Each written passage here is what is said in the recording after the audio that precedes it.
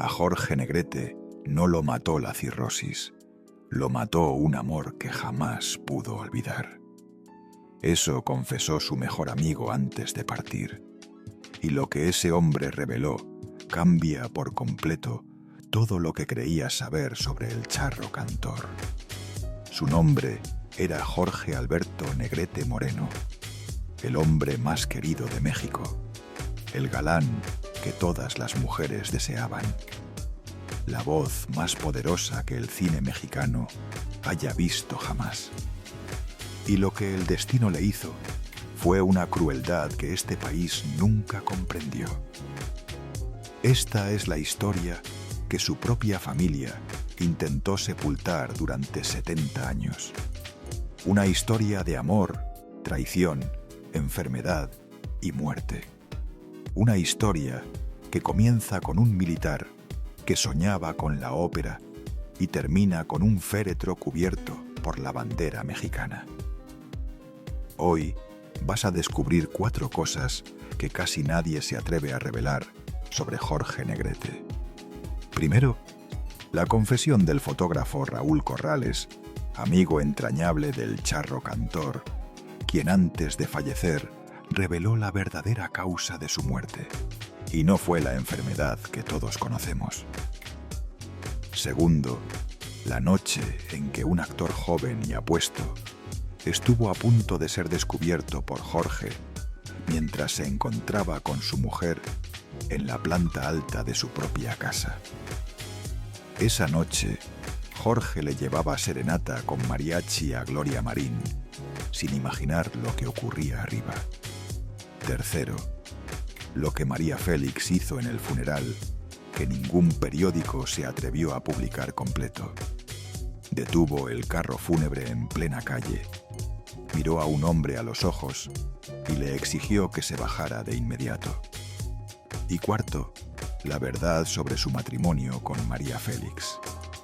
¿Por qué Jorge Negrete se casó con la mujer que más había detestado durante 10 años de su vida?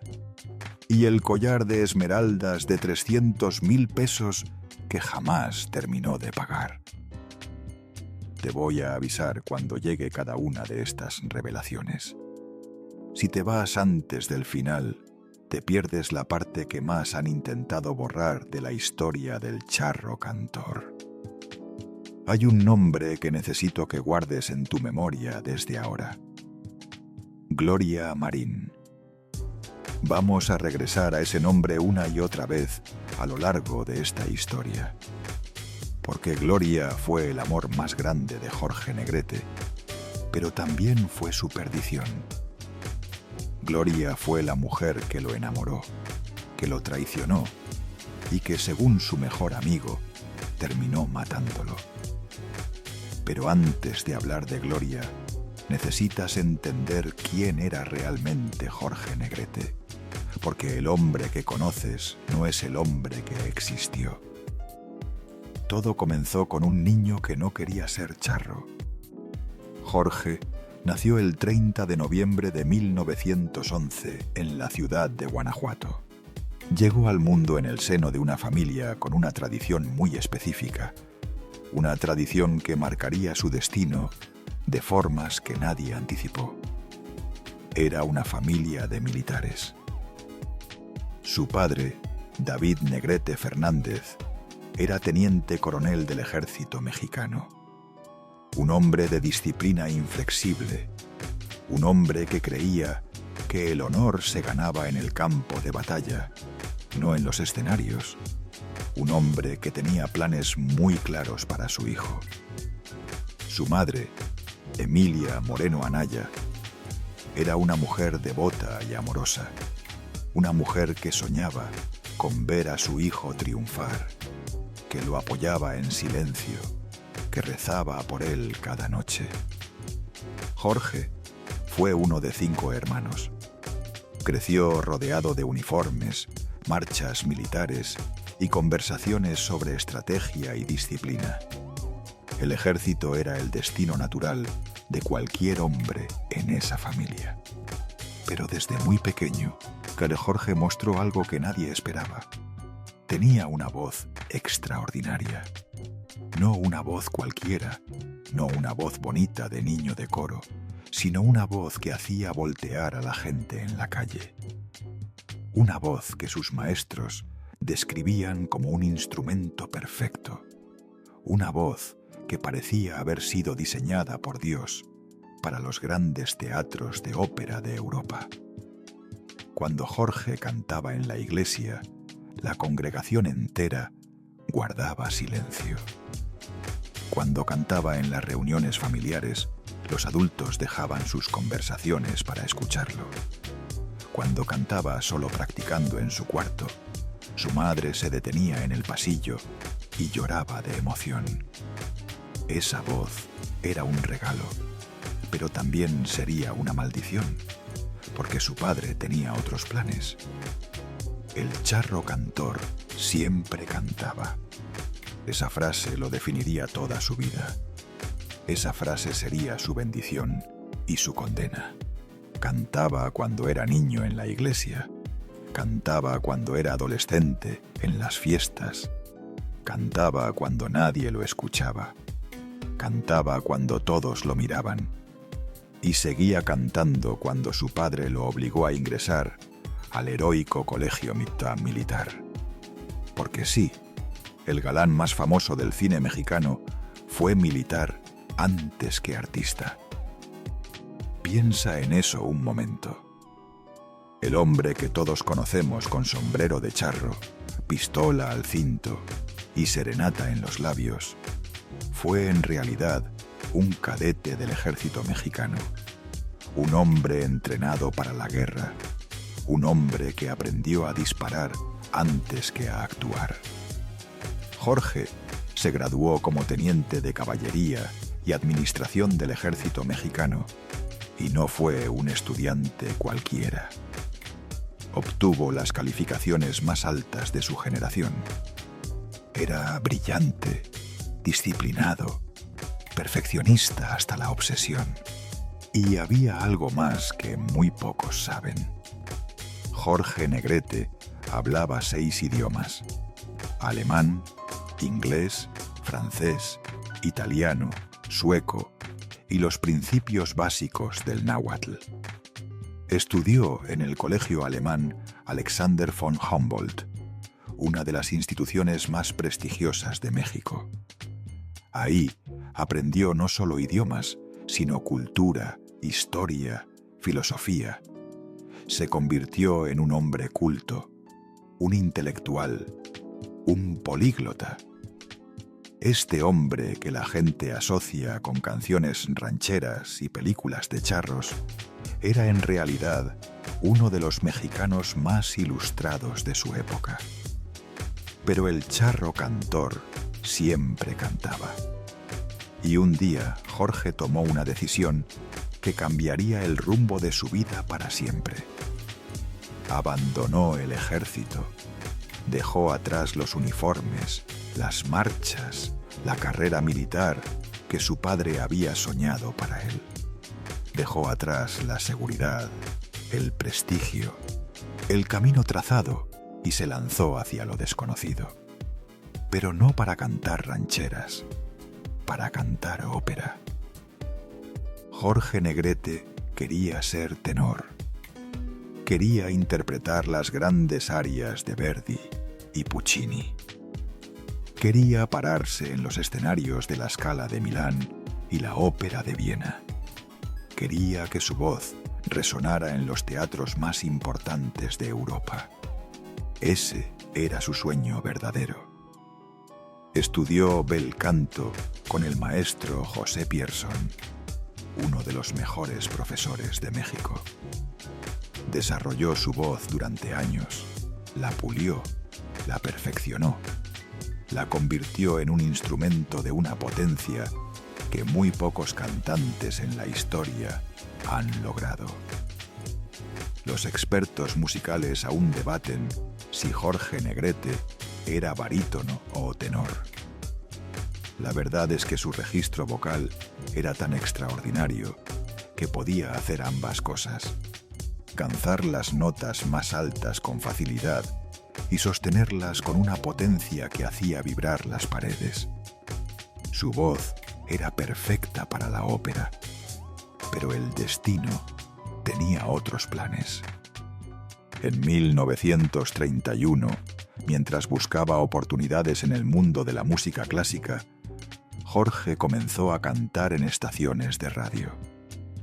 Era una forma de ganar dinero mientras aguardaba su gran oportunidad en la ópera. Y entonces ocurrió algo que lo cambió todo. El público enloqueció. No querían escucharlo cantar arias italianas. No querían escucharlo interpretar a Verdi. Querían escucharlo cantar rancheras. Querían escucharlo cantar corridos. Querían escucharlo cantar las canciones del pueblo mexicano. El hombre que soñaba con los teatros de Europa se convirtió, casi sin pretenderlo, en el símbolo del charro mexicano. Esto, que parece un triunfo, fue también una condena, porque Jorge Negrete cargó toda su vida con la frustración de no haber cumplido su verdadero sueño. Esa frustración se manifestaría en su carácter, en su arrogancia percibida, en la forma en que trataba a las personas, en las decisiones que tomó en el amor. Pero lo que vino después fue aún más oscuro. En 1937, Jorge debutó en el cine con la película La Madrina del Diablo. Su presencia en pantalla era magnética, su voz incomparable, su porte el de un verdadero galán. El cine mexicano había encontrado a su nueva estrella, y esa estrella estaba a punto de encontrar el amor. En 1938, mientras filmaba La Valentina, Jorge conoció a una bailarina de origen español, una mujer joven, bella, talentosa, una mujer que bailaba con una gracia que hacía imposible apartar la mirada. Su nombre era Elisa Crochet Asper. El mundo la conocería como Elisa Christie. Era hija de actores. Su padre, Julio Crochet Martínez, era conocido en el medio como Julio Villarreal. Su madre, Elisa Asperó, era una actriz catalana que había encontrado fama en México. Elisa tenía 20 años cuando conoció a Jorge. Era bailarina de folclore mexicano y ballet clásico, actriz de reparto en la compañía de sus tíos. Y estaba completamente, perdidamente enamorada de aquel galán que todas las mujeres deseaban. Jorge cayó rendido ante ella. No era difícil entender por qué. Elisa era hermosa, talentosa, venía de una familia de artistas que comprendía el mundo del espectáculo. Era la compañera ideal para un hombre que estaba construyendo su carrera. Se casaron en enero de 1940 en Miami, Florida. Fue una boda íntima, lejos de los reflectores de México. Después de la ceremonia se fueron a vivir a Nueva York durante una temporada. Todo parecía perfecto. El charro cantor había encontrado a su compañera de vida. Tenía una carrera en ascenso. Tenía una esposa que lo amaba. Tenía todo lo que un hombre podía desear. Pero hay secretos que destruyen matrimonios. Y Jorge Negrete estaba a punto de descubrir uno que lo cambiaría todo. En 1941, Jorge protagonizó la película que lo convertiría en leyenda nacional e internacional. Se llamaba ¡Ay, Jalisco, no te rajes! La canción del mismo nombre se convertiría en un himno. La película recorrería toda Latinoamérica, Estados Unidos y España. Jorge Negrete pasó de ser una estrella mexicana a ser un ídolo internacional. Y su coprotagonista era una actriz de 19 años que había debutado en el cine apenas 3 años antes. Su nombre era Gloria Marín. Gloria Méndez Ramos había nacido en 1919. Inició su carrera a los 6 años en el teatro. A los 19 protagonizó su primera película importante, Los millones de Chaflán. Y ahora, a los 22, estaba filmando junto al hombre más codiciado de México. Gloria tenía algo que Elisa Christie no. Una presencia magnética frente a las cámaras, una química con Jorge que traspasaba la pantalla y unos ojos que miraban al charro cantor de una forma que él no pudo ignorar.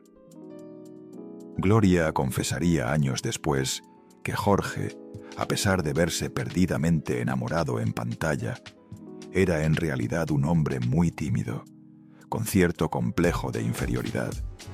Un hombre que a veces se mostraba arrogante, precisamente porque ocultaba sus inseguridades. Pero en el set de «Ay, Jalisco, no te rajes», algo cambió. Los ensayos se prolongaban más de lo necesario. Las miradas duraban más de lo profesional. Las risas eran más cómplices de lo apropiado. Y Jorge dejó de llegar temprano a casa. Jorge dejó de llamar a Elisa con la frecuencia de antes. Jorge dejó de ser el esposo que ella había conocido. A lo mejor tú también has vivido eso. Ese momento en que sientes que algo cambió en la persona que amas, que ya no te mira igual, que su mente está en otro lugar, que su corazón ya no te pertenece. Elisa Christie lo sintió. Y cuando confirmó sus sospechas, su mundo se derrumbó. Su esposo estaba enamorado de Gloria Marín. Aquí es donde la historia se vuelve cruel, porque Elisa Christie había descubierto una infidelidad emocional y Elisa Christie estaba embarazada. Llevaba en su vientre a la única hija que Jorge Negrete tendría en toda su vida, y su esposo la había abandonado emocionalmente por otra mujer. Imagina ese dolor. Estar embarazada del hombre que amas, sentir cómo crece tu hijo dentro de ti y saber que ese hombre ya no te ama, que está pensando en otra, que cuando te mira está viendo el rostro de otra mujer. Elisa tomó una decisión que muy pocas mujeres de 1942 hubieran tomado. Le pidió el divorcio. No quería vivir con un hombre que amaba a otra. No quería que su dignidad fuera pisoteada día tras día. No quería criar a su hija en un hogar donde el amor había muerto. No quería mendigar cariño de un hombre que ya se lo había entregado a otra. Se divorciaron en 1942. Diana Negrete Crochet nació poco después. La única hija biológica de Jorge Negrete llegó al mundo cuando sus padres ya estaban separados legalmente. Piensa en eso. Una niña que nace en medio de un divorcio. Una niña cuyo padre ya vive con otra mujer.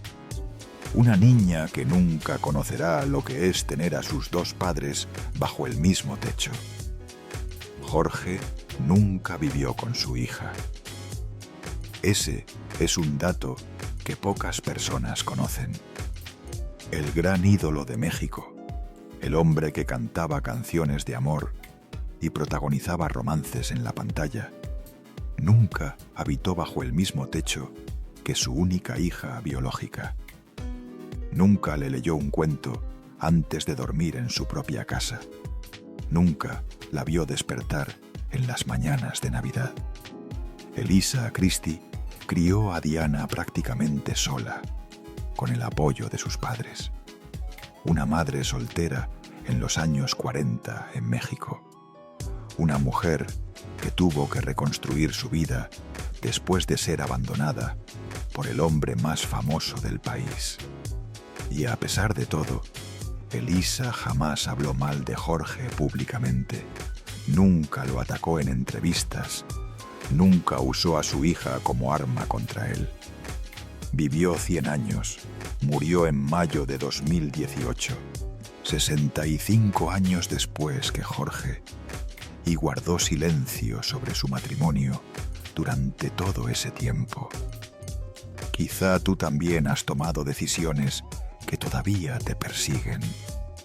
Cosas que hiciste pensando que eran correctas y que aún hoy te duelen cuando cierras los ojos por la noche. Jorge cargó con esa culpa el resto de su vida. Pero aquí viene algo que nadie esperaba. Diana, la hija abandonada, nunca odió a su padre. En un libro sobre la vida de Jorge Negrete, Diana reveló recuerdos que contradicen por completo la imagen del hombre frío y distante que muchos pintaron. Cuando mi madre y yo nos fuimos a vivir con mis abuelos maternos, por las tardes acudía a papá a verme. Permanecía varias horas a mi lado y me arrullaba con aquella canción cubana. Duerme, negrita, se te salen los pies de la cunita. Jorge iba todas las tardes a ver a su hija. Pasaba horas con ella, la arrullaba con canciones, la colmaba de regalos cuando regresaba de sus viajes, la consentía de todas las formas posibles. Jorge abandonó a su esposa, pero nunca abandonó a su hija. Esa es una verdad que pocas veces se cuenta. Sin embargo, el daño a su matrimonio estaba hecho, y Jorge se entregó de lleno a los brazos de Gloria Marín. Lo que siguió fueron 11 años de un romance que el público mexicano adoró.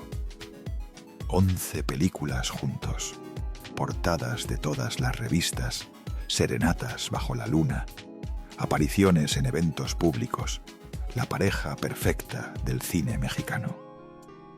Jorge y Gloria provocaban suspiros cada vez que en escena cruzaban miradas, se acercaban o unían sus labios.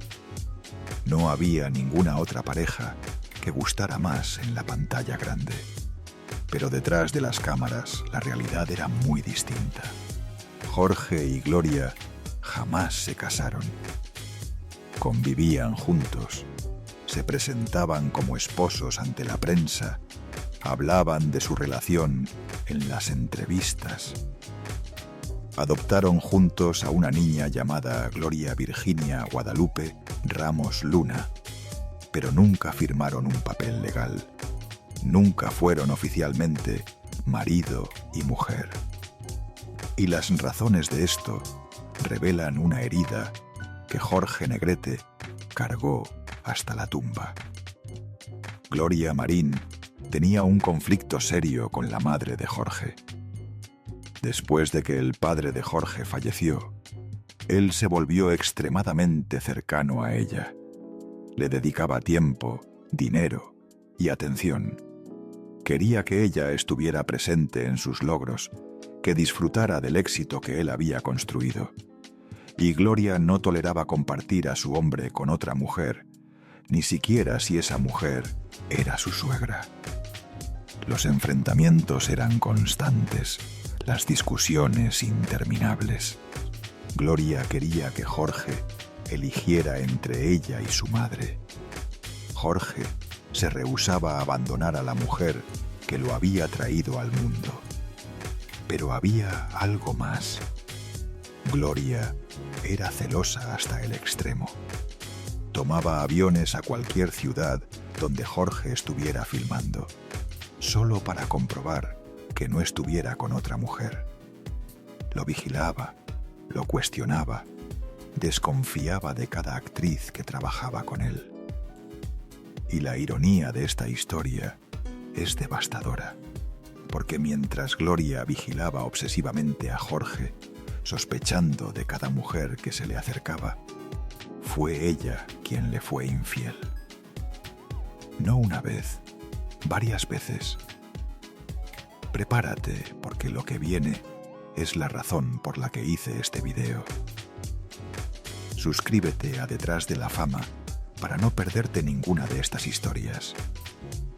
Atención, porque aquí llega la primera de las 4 cosas que casi nadie se atreve a contar sobre Jorge Negrete. Raúl Corrales era fotógrafo, pero no cualquier fotógrafo. Era amigo íntimo del charro cantor. Compartieron viajes por todo el mundo, filmaciones, noches de bohemia y conversaciones profundas. Raúl conocía secretos de Jorge que nadie más conocía. Y antes de morir, Raúl Corrales concedió una entrevista al medio Juventud Rebelde que transformó todo lo que sabíamos sobre la muerte de Jorge Negrete. A Jorge no lo mató la cirrosis hepática, dijo. Hizo una pausa. Lo mató su desmedido amor por Gloria Marín. Esas fueron sus palabras exactas. Jorge Negrete no murió de enfermedad. Murió de amor. Murió porque la mujer que amó durante 11 años lo traicionó de formas que él nunca pudo superar. Murió porque cuando ella lo abandonó, algo se quebró dentro de él que ningún médico pudo reparar. Pero murió porque su corazón dejó de funcionar mucho antes que su hígado. Y ahora entiendes por qué te pedí que guardaras el nombre de Gloria Marín. Porque Gloria no solo fue el gran amor de Jorge Negrete, fue también su destrucción. Aquí viene la segunda revelación. Esta es quizás la más dolorosa de todas. Armando Silvestre era un actor joven y apuesto de la época de oro del cine mexicano. En 1949 trabajó con Gloria Marín en la película Rincón Brujo. La química entre ellos fue evidente desde el primer día de rodaje. Y años después, en una entrevista para el programa Detrás de la Fama, Armando confesó algo que había guardado durante décadas. Él y Gloria Marín tuvieron un amorío. Pero eso no es lo más impactante de esta historia. Lo más impactante es cómo casi los descubre Jorge. Armando contó que una noche se encontraba en la casa de Jorge Negrete, arriba en la planta alta con Gloria. Estaban juntos cuando de pronto escucharon música en la calle. Era Jorge. Había llegado a darle serenata a su mujer. Estaba abajo, frente a la casa, con un mariachi completo, cantando canciones de amor, dedicándole versos románticos a la mujer que en ese momento estaba arriba con otro hombre. Armando tuvo que esconderse, tuvo que permanecer en silencio, mientras Jorge cantaba bajo la ventana. Tuvo que aguardar horas hasta que el charro cantor se marchara satisfecho de haber demostrado su amor. Y Gloria bajó a recibir las flores de su esposo como si nada hubiera ocurrido. Imagina ese contraste por un momento. El hombre más famoso de México, la voz más poderosa del país, cantando bajo la ventana de su amada con mariachi, con toda el alma, sin saber que otro hombre estaba en su propia casa, en su propia cama. Pero Gloria no solo lo engañó con Armando Silvestre, también lo engañó con Abel Salazar. Abel había sido prometido de Gloria antes de que ella conociera a Jorge. Habían estado comprometidos y, según los rumores de la época, Gloria nunca lo olvidó del todo. Fue precisamente Abel Salazar quien se convertiría en el detonante de la ruptura final entre Jorge y Gloria. En mayo de 1952, después de 11 años juntos, después de 11 películas, después de una hija adoptiva, Jorge Negrete y Gloria Marín anunciaron su separación. El público mexicano no lo podía creer. Ellos eran la pareja perfecta. Ellos eran el amor ideal. Ellos eran lo que todos querían ser. Que Jorge dio una declaración a la prensa que intentaba ocultar su dolor detrás de palabras profesionales. Los imperativos del trabajo abrumador, los cargos sindicales, los viajes me fueron separando de mi esposa, a la que casi no veía. Ya no hacíamos vida social. Resolvimos, antes de perder la amistad para siempre, romper nuestro vínculo matrimonial y seguir siendo amigos. Pero quienes lo conocían de cerca sabían la verdad. Jorge estaba destrozado. Siento como si estuviera en uno de tantos viajes que he hecho sin que ella me hubiera acompañado, dijo en aquella entrevista, intentando disimular que su mundo se había derrumbado en 1000 pedazos. Mientras la vida resuelve, en definitiva, nuestra mutua situación, me parece que esta separación no es definitiva. Todavía tenía esperanza. Todavía creía que Gloria volvería. Todavía pensaba que el amor de 11 años no podía terminar así. Pero Gloria nunca regresó.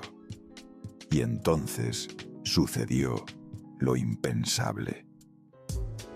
3 meses después de separarse de Gloria Marín, Jorge Negrete anunció que se casaba, pero no con cualquier mujer.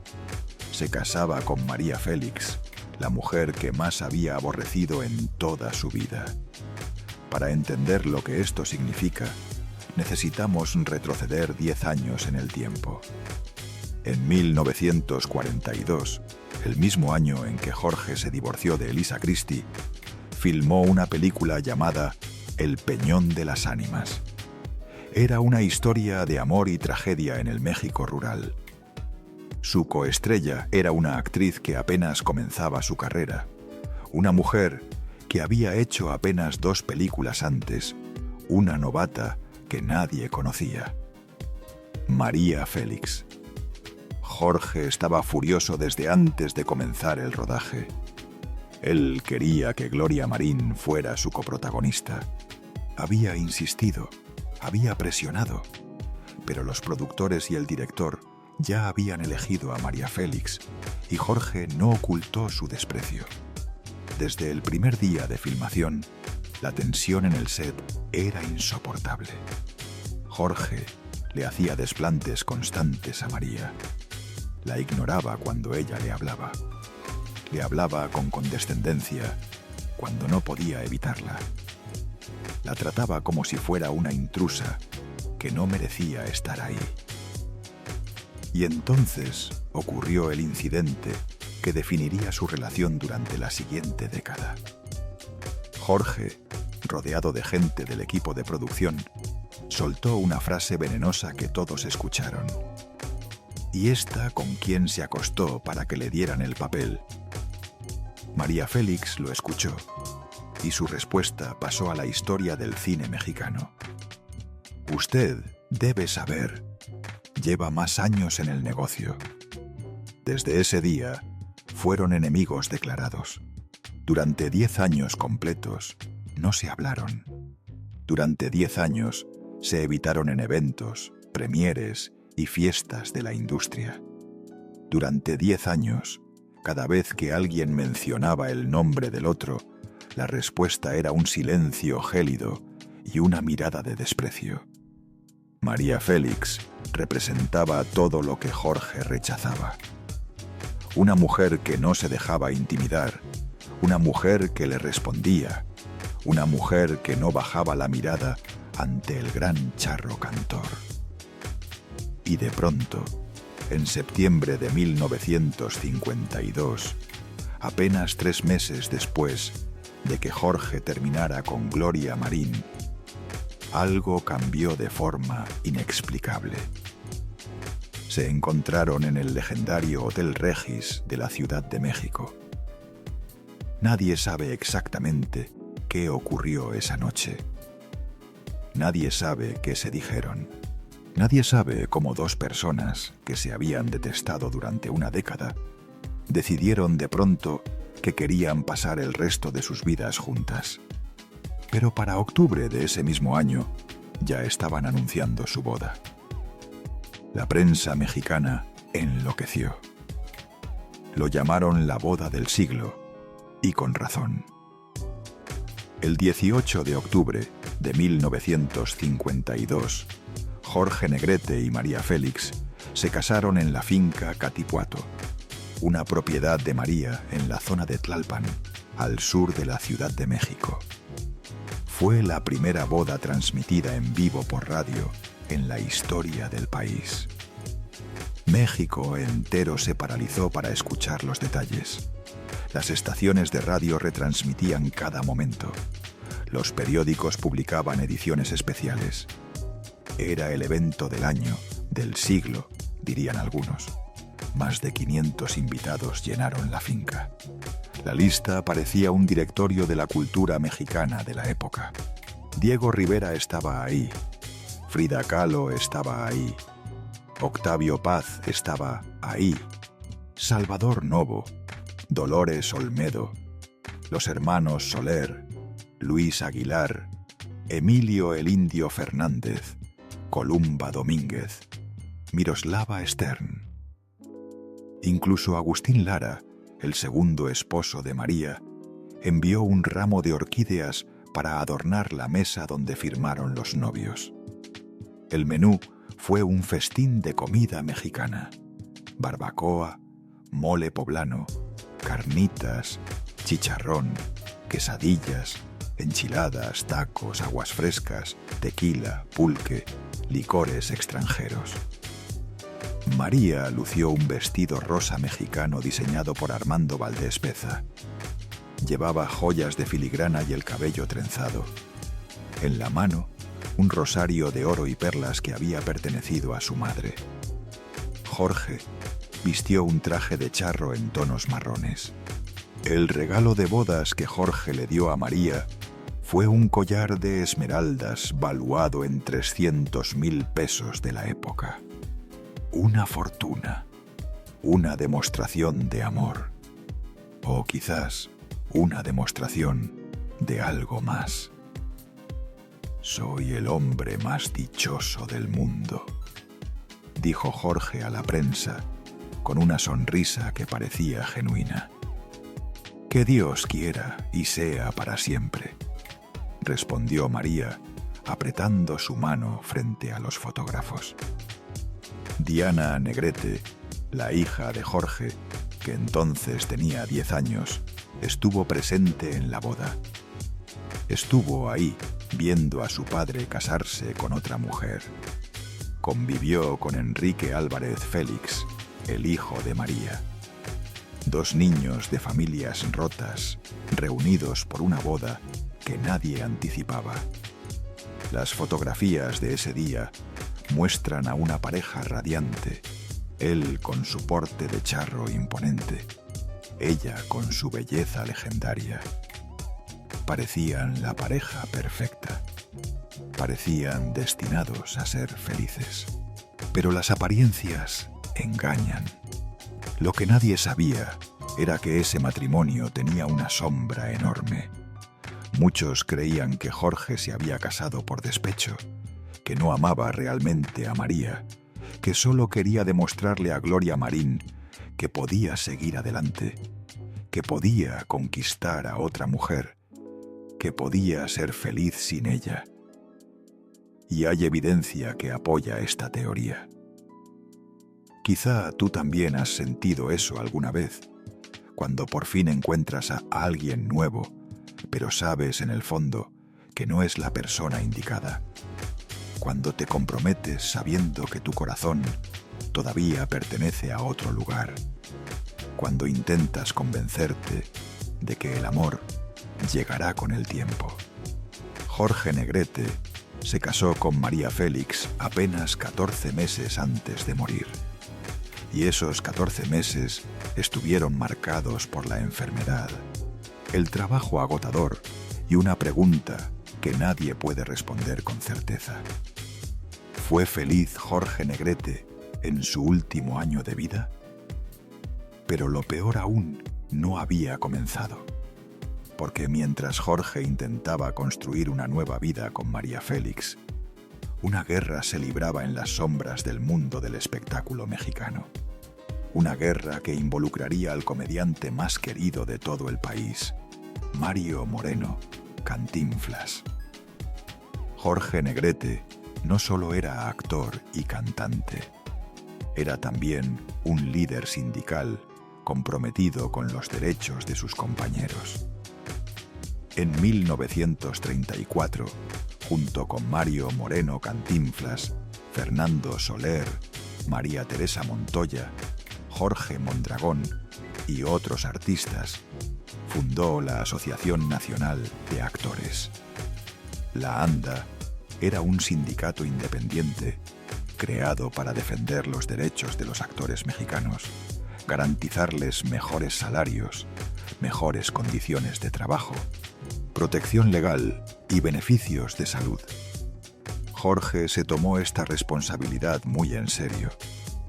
Fue secretario general de la ANDA durante 8 años consecutivos. Le ganó las elecciones a Cantinflas en más de una ocasión. Dedicó tiempo, energía y recursos a defender a sus compañeros actores. Pero esa entrega creó enemigos. Cantinflas desarrolló un resentimiento que fue creciendo con los años. Había perdido contra Jorge en las elecciones sindicales. Se sentía desplazado. Sentía que su labor como fundador de la ANDA estaba siendo olvidada. Y en 1953 todo estalló.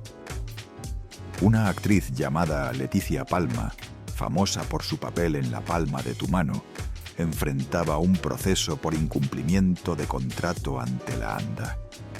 Desesperada por evitar las consecuencias, Leticia hizo algo impensable. Robó su propio expediente de las oficinas del sindicato. Y cuando la confrontaron, hizo una acusación que paralizó a todo el gremio. Dijo que Jorge Negrete la había golpeado. Dijo que había intentado matarla, arrollándola con su camioneta.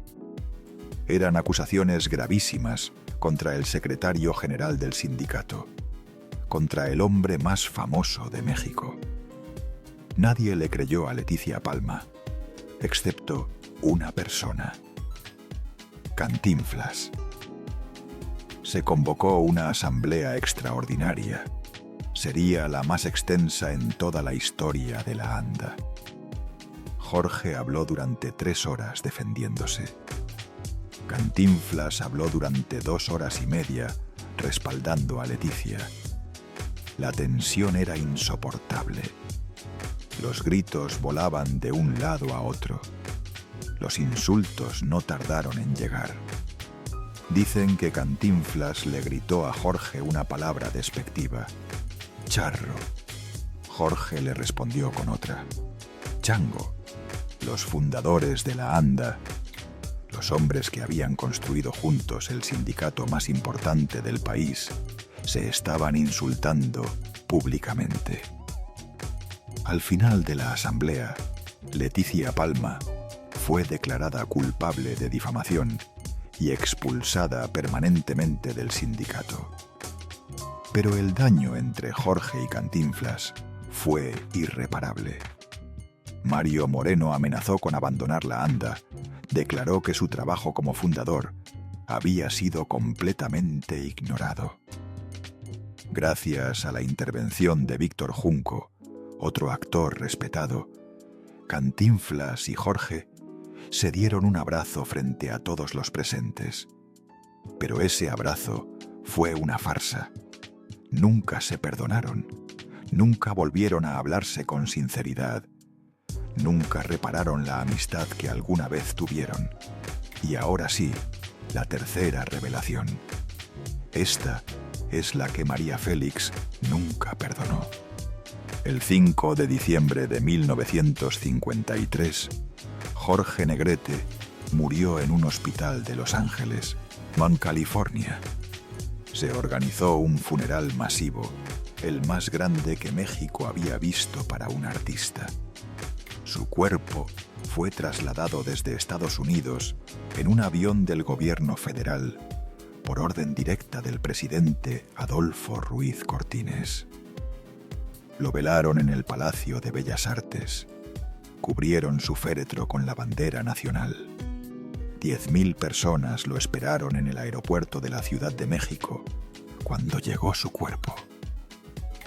Una valla humana de cientos de miles de admiradores bordeó el trayecto desde el Teatro de la Asociación Nacional de Actores hasta el Panteón Jardín.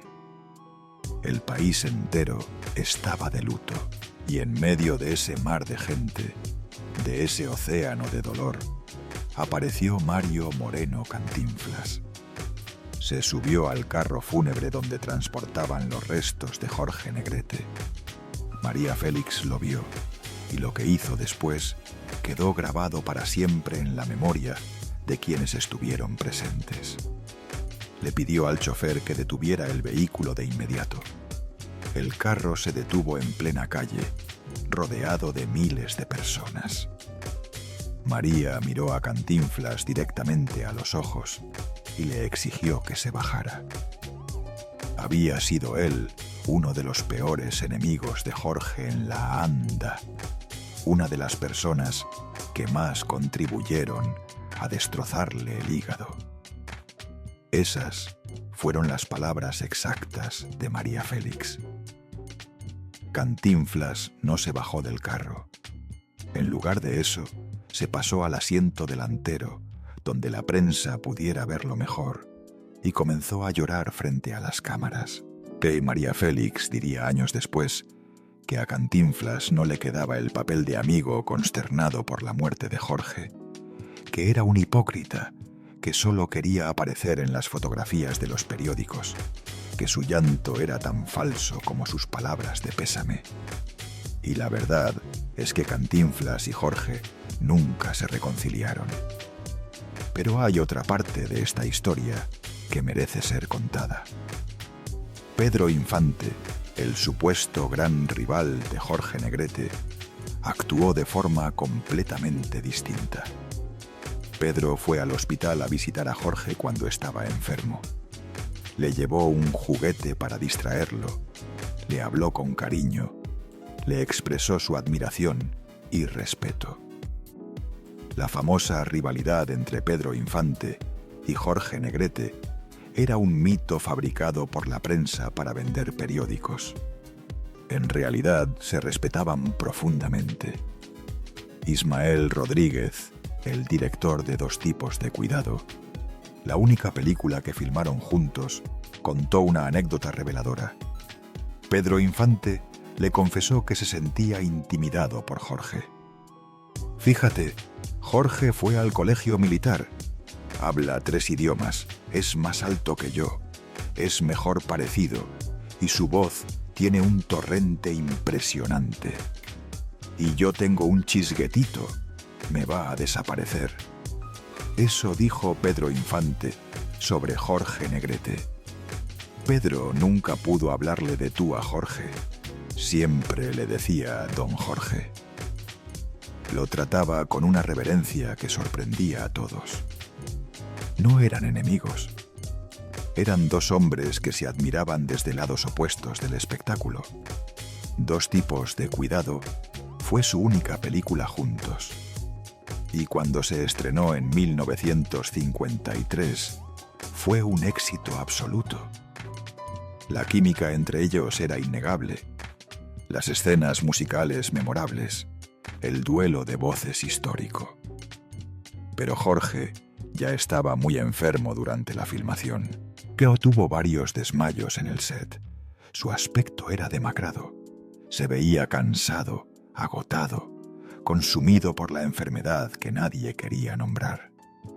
Quisieron detener la filmación. Jorge se negó. El charro cantor siempre cantaba, incluso cuando su cuerpo le suplicaba que parara. Si todavía no te has suscrito a Detrás de la Fama, este es el momento. Estas historias merecen seguir contándose. Y ahora llegamos a la cuarta y última revelación, la que te prometí al principio. Si has llegado hasta aquí, esto es para ti. El matrimonio de Jorge Negrete y María Félix duró exactamente 14 meses. Se casaron siendo enemigos convertidos en amantes. Se prometieron amor eterno frente a 500 invitados. Filmaron 2 películas juntos, Reportaje y El rapto. Vivieron en la lujosa finca Catipuato. Pero la sombra de Gloria Marín nunca desapareció del corazón de Jorge. Y hay algo que muy pocos saben sobre este matrimonio. Cuando Jorge murió, dejó deudas significativas. El collar de esmeraldas de 300.000 pesos que le había obsequiado a María en su boda nunca fue pagado en su totalidad. Jorge había dado un anticipo, pero quedaba un saldo pendiente. La familia de Jorge intentó recuperar el collar después de su muerte. Argumentaban que no había sido liquidado, que María debería devolverlo. María Félix se negó rotundamente. Guardó el collar, nunca lo devolvió, nunca saldó la deuda pendiente. Se quedó con él como recuerdo de un matrimonio que duró apenas 14 meses. Y hay una frase de María Félix que parece revelar la verdad sobre lo que sentía por Jorge. En una entrevista, años después de su muerte, le mostraron una fotografía de ella junto a Jorge y le preguntaron qué sentía al verla. Su respuesta fue glacial. Es el pasado. Yo con el pasado no cuento. No, porque es muy duro el pasado. Hay muchas cosas que vienen. Jorge Negrete fue un momento y ya pasó. Dejó la música. Era un buen hombre. Era macho con palabras de amor, que es diferente. No un hombre que la amara de verdad. No un compañero de vida. No el amor de su existencia. Solo un hombre que decía cosas bonitas, palabras, nada más. Tal vez tú también conoces esa sensación. Ver cómo alguien que juraba amarte habla de ti como si fueras un capítulo cerrado, como si todo lo que vivieron juntos no significara absolutamente nada. Jorge Negrete murió sin saber si María Félix lo amó de verdad. Y murió sin poder olvidar a Gloria Marín. Ahora necesito contarte cómo fueron sus últimos días, porque lo que ocurrió en ese hospital de Los Ángeles es una historia que México entero vivió en tiempo real, pendiente de cada noticia, rezando por un milagro que nunca llegó. Jorge Negrete padecía hepatitis C desde su juventud. En aquella época, la hepatitis C era una sentencia. No había tratamiento efectivo, no había cura. La enfermedad avanzaba silenciosamente, destruyendo el hígado poco a poco, sin dar síntomas claros hasta que ya era demasiado tarde. La hepatitis se convirtió en cirrosis hepática. Y lo más irónico de todo es que Jorge Negrete nunca bebió alcohol. Era un hombre disciplinado, formado en el ejército, cuidadoso con su salud y su imagen. No fumaba en exceso, no tenía vicios destructivos. Y aún así, su hígado lo estaba matando. A principios de 1953, Jorge tuvo que ser hospitalizado por una crisis de salud hepática. Se recuperó lo suficiente para seguir trabajando, filmando, cantando. Pero su aspecto había cambiado. Las últimas fotografías de Jorge Negrete muestran a un hombre demacrado, cansado, con los ojos hundidos, con el rostro de alguien que sabe que el tiempo se le acaba. En noviembre de 1953, apenas 5 días después de cumplir 42 años, Jorge viajó a Los Ángeles, California. Iba a asistir a una pelea de box del mexicano Raúl Macías. Tenía presentaciones programadas en un teatro local, compromisos que cumplir. El 23 de noviembre tuvo que cancelar todo. Una varice de su esófago se reventó. Sufrió una hemorragia interna masiva. Lo trasladaron de emergencia al Hospital Cedros del Líbano, conocido hoy como Cedar Sinai. Los siguientes 12 días fueron una agonía para México entero. Los cables informativos llegaban a cuentagotas a la Asociación Nacional de Actores. Rodolfo Landa, secretario general de la ANDA, llamaba al hospital varias veces al día pidiendo información. La prensa publicaba boletines médicos que se contradecían entre sí. Un día decían que Jorge había mejorado ligeramente, al siguiente que su estado era crítico, luego que se había estabilizado, después que había empeorado. México no sabía si rezar por un milagro o prepararse para lo peor. María Félix estaba en Francia, filmando La Bella Otero, cuando recibió la noticia de que su esposo estaba grave. Abandonó todo de inmediato. Dejó la filmación, dejó sus compromisos. Tomó el primer avión disponible a Los Ángeles, llegó al hospital y no se separó de Jorge ni un momento. El 2 de diciembre, la ANDA informó oficialmente que Jorge Negrete había entrado en estado de coma. Su madre estaba junto a su cama, su hermano, su hermana, María Félix sosteniendo su mano. Los médicos ya no sabían qué más hacer. El 3 de diciembre le dieron los últimos sacramentos. Ya no le aplicaban transfusiones de sangre. Su cuerpo estaba dejando de funcionar. El doctor Rexford Nanamker, quien estaba a cargo de su tratamiento, declaró a la prensa que Jorge se encontraba en estado extremadamente crítico. Jorge Negrete, el hombre de la voz más poderosa de México, ya no podía hablar. El charro cantor había dejado de cantar. El 5 de diciembre de 1953, a las 3 de la tarde, hora de Los Ángeles, Jorge Alberto Negrete Moreno murió. Tenía 42 años. La noticia llegó a México esa misma tarde. En todos los cines del país apareció un aviso en pantalla informando de su fallecimiento. Por orden de Pedro Tellez Vargas, líder cinematografista, se guardaron 5 minutos de silencio absoluto en todas las salas de cine de la nación. El presidente Adolfo Ruiz Cortines decretó duelo nacional. Ordenó que el cuerpo de Jorge fuera trasladado a México en un avión del gobierno federal. Ordenó que fuera velado en el Palacio de Bellas Artes. Ordenó que su féretro fuera cubierto con la bandera mexicana.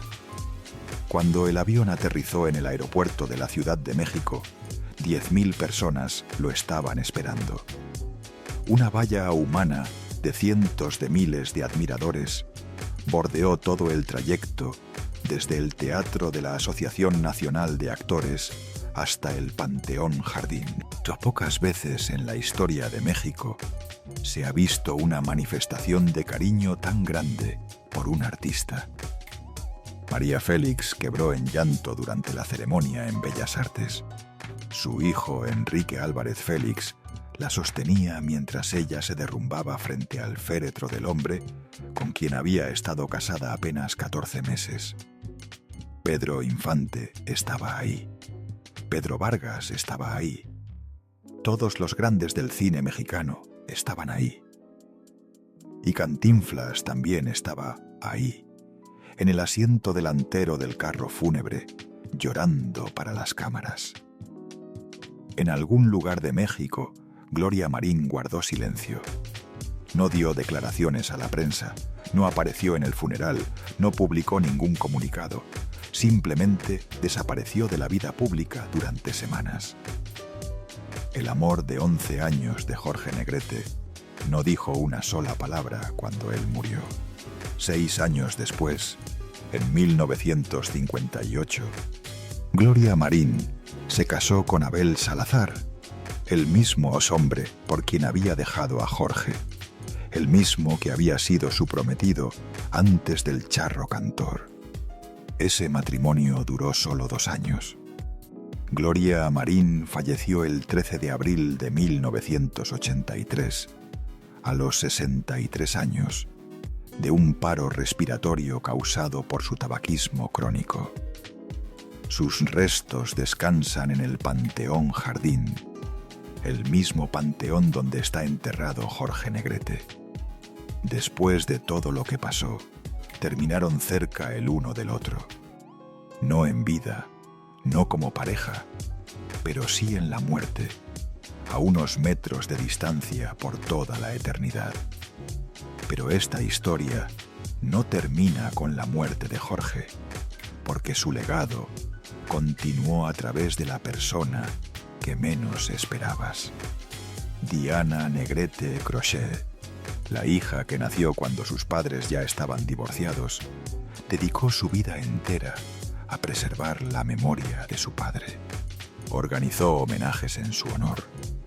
Dio cientos de entrevistas contando sus recuerdos. Participó en documentales, escribió sobre él, cantó sus canciones, estuvo presente en cada celebración de su centenario en 2011. Y nunca, en todas las décadas que vivió, habló mal de él. A pesar de que Jorge abandonó a su madre estando embarazada, a pesar de que nunca vivieron bajo el mismo techo, a pesar de que su infancia estuvo marcada por la ausencia física de su padre, Diana lo perdonó. Diana lo amó. Diana lo honró hasta el último día de su vida. Diana tuvo 5 hijos: Débora, Diana, Irene, Rafael Jorge, Liliana y Lorenzo. Y 2 de ellos heredaron algo que parecía imposible de heredar: la voz de Jorge Negrete. Lorenzo Negrete es cantante de música ranchera. Nació en Guadalajara, Jalisco, pero creció en la Ciudad de México. Estudió en la Facultad de Música de la UNAM. Ha trabajado con artistas como Lila Downs, Aida Cuevas y el legendario Armando Manzanero. Cuando escuchas cantar a Lorenzo, es como si Jorge hubiera regresado de la muerte. La misma potencia vocal, el mismo timbre inconfundible, la misma emoción en cada nota. Rafael Jorge Negrete estudió canto de ópera en el Conservatorio Nacional de Música. Realizó un posgrado en la Universidad de Arte Dramático Mozarteum de Viena, Austria. Se ha presentado en óperas como El Barbero de Sevilla, Carmen, Tosca y Turandot. Rafael se convirtió en lo que Jorge Negrete siempre soñó ser y nunca pudo: un cantante de ópera. El sueño frustrado del abuelo se cumplió en el nieto. El destino que Jorge no pudo alcanzar fue alcanzado por su descendiente. Hay algo poético en eso, algo que cierra un círculo que comenzó hace casi un siglo. Diana Negrete murió el 22 de octubre de 2021 a los 79 años. Sus restos descansan junto a los de su padre en el Panteón Jardín. Pero antes de morir, dejó un testimonio que contradice todo lo que la prensa sensacionalista dijo durante décadas sobre Jorge Negrete. Mi padre era consentidor, cariñoso, atento. Me arrullaba con canciones, me llenaba de regalos, venía todas las tardes a verme. Nunca me abandonó emocionalmente. El hombre que abandonó a su esposa embarazada nunca abandonó a su hija. Esa es la paradoja de Jorge Negrete. Fue un hombre capaz de las mayores crueldades y de las mayores ternuras. Un hombre que podía destrozar un corazón y sanar otro al mismo tiempo. Un hombre que cantaba con la voz más poderosa de México y lloraba en silencio por un amor perdido. Un hombre que fundó un sindicato para defender a los actores y terminó peleado a muerte con su propio cofundador. Jorge Negrete fue, como todos nosotros, un ser humano lleno de contradicciones. Pero hay algo más que necesitas saber antes de que concluya esta historia. Los nietos de Jorge Negrete, los hijos de Diana, no se hablan entre sí. Cuando Diana murió en 2021, se reveló que existía un distanciamiento serio entre sus hijos. Rafael, Lorenzo, Débora, Diana, Irene y Liliana confirmaron públicamente que hay cosas que necesitan resolver. Las razones exactas no se han hecho públicas. Quizás sean las regalías de las canciones de Jorge. Quizás sea el manejo del legado. Quizás sean heridas que vienen de generaciones atrás. Porque las heridas de Jorge Negrete no murieron con él. Se transmitieron a Diana y de Diana a sus hijos. Y quién sabe hasta dónde llegarán. Así funciona el dolor en las familias.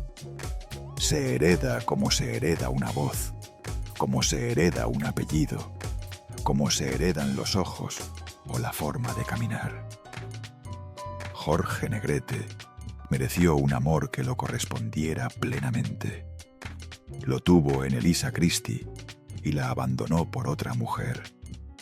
Lo buscó desesperadamente en Gloria Marín y ella lo traicionó una y otra vez.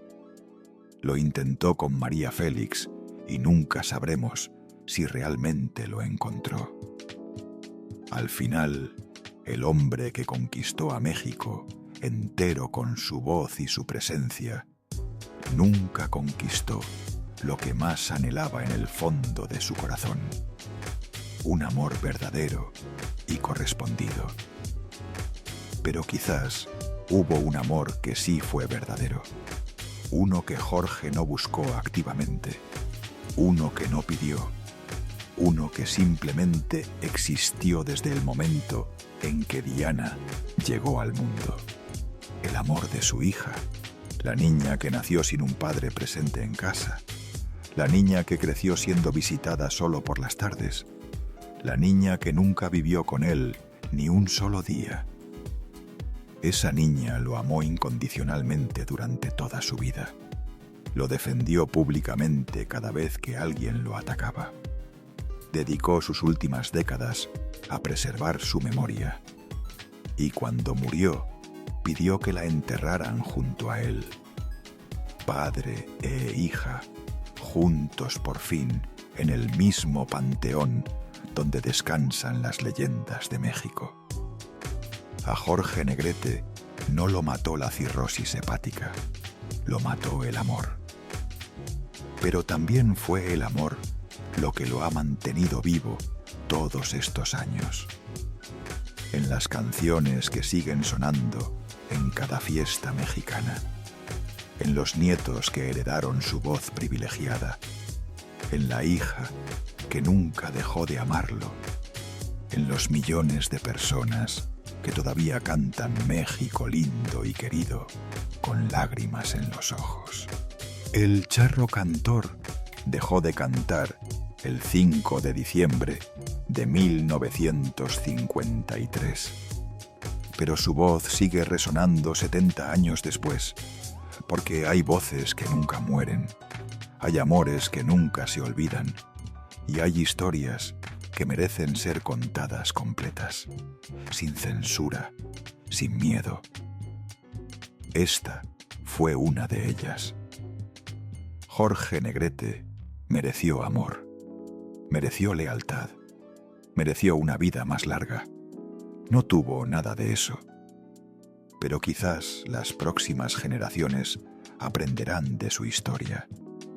Quizás entenderán que el éxito no garantiza la felicidad, que la fama no protege del dolor, que el amor verdadero es más valioso que todos los aplausos del mundo. Si quieres que más personas conozcan la verdadera historia de Jorge Negrete, suscríbete a Detrás de la Fama y comparte este video para que la voz del charro cantor siga siendo escuchada por las nuevas generaciones. La próxima semana vamos a hablar de otra leyenda del cine mexicano, otro ídolo que México adoró, otra tragedia que este país